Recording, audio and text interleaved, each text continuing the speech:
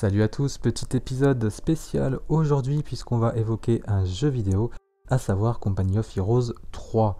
Si vous suivez ma chaîne depuis le début, vous savez que j'aime bien illustrer mes vidéos avec des images tirées de jeux dès que je le peux, ou bien glisser des références à certains d'entre eux.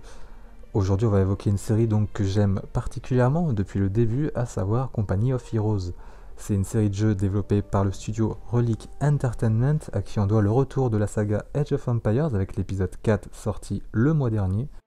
A ce jour, on a donc Company of Heroes 1 sorti en 2006, Company of Heroes 2 sorti en 2013, et donc Company of Heroes 3 annoncé cette année et dont on ne connaît pas encore la date de sortie. Depuis hier, on a donc une pré-alpha multijoueur qui est disponible, et ce jusqu'au 6 décembre. Donc c'est une version test du jeu consacrée particulièrement à la dimension multijoueur du titre. Alors il ne faut pas avoir peur du terme multijoueur, vous n'êtes pas obligé d'affronter des adversaires humains, vous pouvez paramétrer des lobbies et il est tout à fait possible d'y glisser des IA. Donc vous pouvez très bien jouer en coop avec des amis ou bien mettre des IA et les affronter et jouer que contre des ordis. À savoir vous pouvez faire du 1 contre 1 et du 2v2. Voilà, donc gardez bien à l'esprit que c'est une version test, le jeu n'est pas dans son rendu final, il y a encore beaucoup de choses à optimiser, mais c'est déjà un super aperçu et on peut voir déjà beaucoup de choses. Du côté gameplay, on est donc sur les mécaniques classiques de la série, on a ce mix infanterie, véhicule, les bonus à déployer durant la game, il y a toujours le système de couverture, la possibilité de rentrer dans les bâtiments, la destruction, enfin toutes ces mécaniques là vous les avez encore. Après l'Europe et le front de l'Est, cet épisode 3 se consacre au théâtre méditerranéen, avec a priori aussi bien le front italien, suite à l'opération Husky, ainsi que le front d'Afrique du Nord. Il y a des visuels qui ont été aperçus, où on peut deviner des références à Rommel et à l'Africa Corps. Donc a priori, l'Afrique du Nord devrait être au sein du jeu. Alors il y a bien évidemment des nouvelles mécaniques, par exemple, le système de commandement qu'on avait dans l'épisode 2 a disparu. Désormais, vous choisissez directement une faction. Vous aurez ensuite des espèces de spécialisation à prendre. Par exemple, si vous prenez les US, vous pourrez vous spécialiser en aéroportée, en char ou en infanterie. Et de ces spécialisations que vous prendrez, il y aura des arborescences ensuite pour prendre des atouts au fur et à mesure de la partie. Donc ça change un petit peu des commandants qu'on avait dans le 2 où tout était imposé de base et il fallait faire avec. Là vous pouvez ajuster quand même pas mal au cours de la partie et prendre les chemins de l'arborescence selon ce que vous avez besoin. Autre petite chose qui change, les ingénieurs ne construisent plus de bâtiments, ils sont toujours présents, ils peuvent réparer les véhicules, construire les défenses, les obstacles, tout ça, ils peuvent toujours le faire, ils existent, mais ils ne construisent plus de bâtiments. Désormais vous construisez vos bâtiments en les sélectionnant, en les posant, et il y aura automatiquement des ingés en fait, qui sortiront, d'autres ingés, des constructeurs, qui sortiront de votre QG pour aller construire ces bâtiments. Alors un point qui m'a bluffé au premier abord, c'est la bande son. C'est assez dingue de voir à quel point ça tape fort, que ce soit le bruit des armes, les explosions, les grenades, l'ambiance sonore est assez exceptionnelle, les bruits de moteur, les petits détails, vous entendez le bruit des chenilles selon les surfaces sur lesquelles elles sont en train de rouler, vraiment l'ambiance sonore donne une immersion assez grandiose.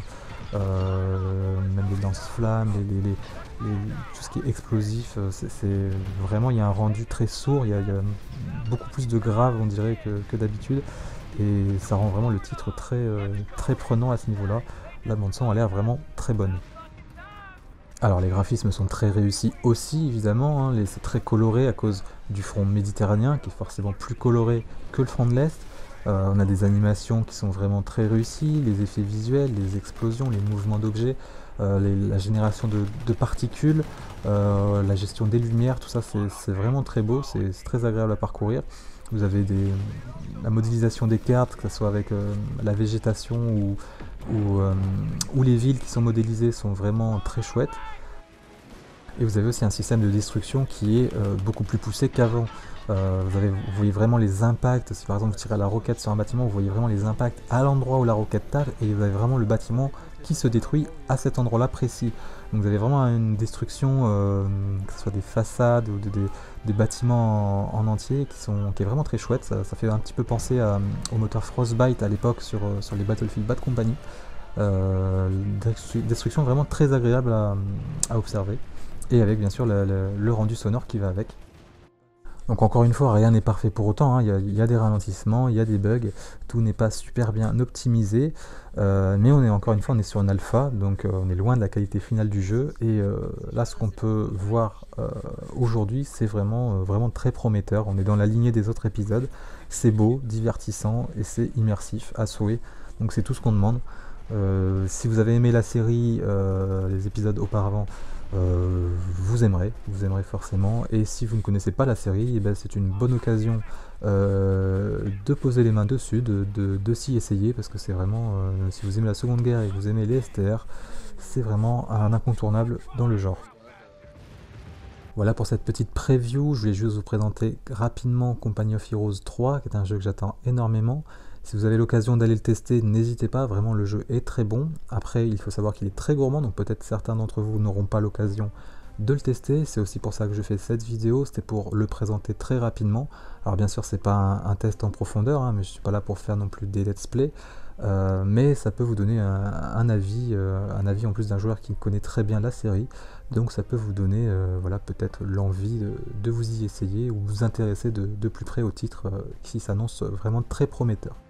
Voilà, c'est la fin de cette vidéo. Si jamais vous avez l'occasion de tester le jeu, n'hésitez pas à faire vos retours en commentaire, ça peut être intéressant. Moi je vous dis à très bientôt sur la chaîne Histoire sans H pour de nouvelles aventures.